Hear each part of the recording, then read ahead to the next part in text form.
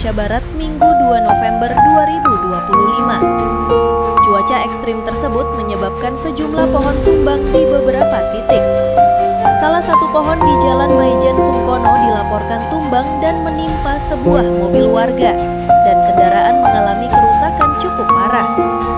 Sementara itu di kawasan Gadang, pohon tumbang juga mengakibatkan sebuah tiang listrik roboh dan mengganggu arus lalu lintas. Penerangan listrik warga padam akibat kejadian tersebut.